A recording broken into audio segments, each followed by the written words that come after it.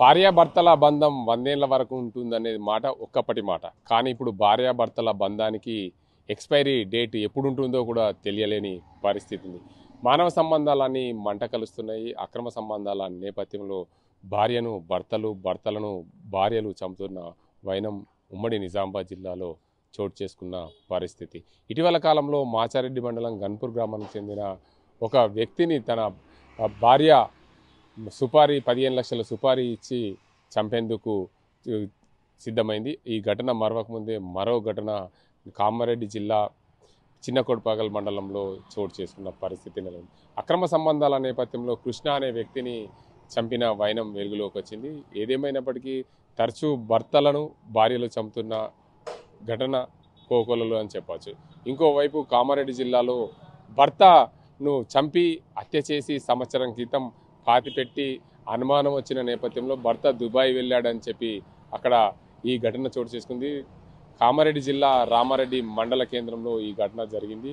అయితే భర్తను చంపి ఏడాది కింద కాల్చిపెట్టిన ఘటన ఇలా మరవకముందే మరో ఘటన జరుగుతున్న వైనం ఉమ్మడి నిజామాబాద్ జిల్లాలో చోటు చేసుకోవడం కలకలం రేపుతుందని చెప్పచ్చు. ఓవైపు భార్యాభర్తల బంధం 100 ఏళ్ళు ఉంటుందనుకుంటే ఆ 100 ఏళ్లకు కాదు కదా, ఎప్పుడు ఎక్స్పైరీ డేట్ ముగుస్తుందో చెప్పలేని పరిస్థితి. ఏదైనా వస్తువు కొంటే దానికి ఒక ఎక్స్పైరీ డేట్ ఉంటుంది.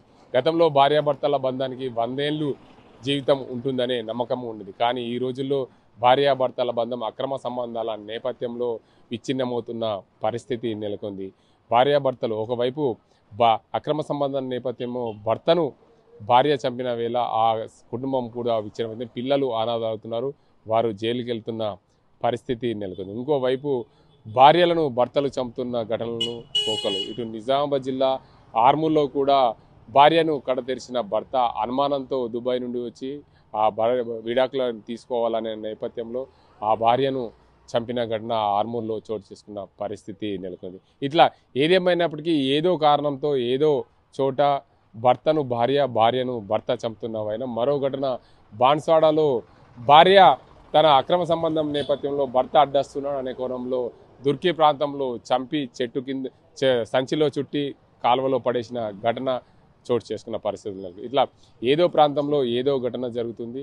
నిజామాబాద్ జిల్లా కేంద్రంలో ఇటీవల కాలంలో భార్యను చంపిన భర్త అనే చాలా కోకొల్లలుగా చెప్పుకోవచ్చు. ఏదేమైనప్పటికీ ఏదో కారణంతో ఏదో ప్రాంతంలో ఈ ఘటనలు జరగడం, భార్యలను భర్తలు, భర్తలను భార్యలు చంపుతున్న వేల కుటుంబాలు విచ్ఛిన్నమవుతున్నాయి, జైలుకి వెళ్తున్న పరిస్థితి, చిన్నపిల్లలు అనాథులుగా మిగులుతున్న పరిస్థితి నెలకొంది. వారి పరిస్థితిని ఎవరు పట్టించుకోవాలి? వారి జీవన గాథను, వారి జీవిత రానున్న రోజుల్లో వారి భవిష్యత్తు ఎలా ఉంటుంది?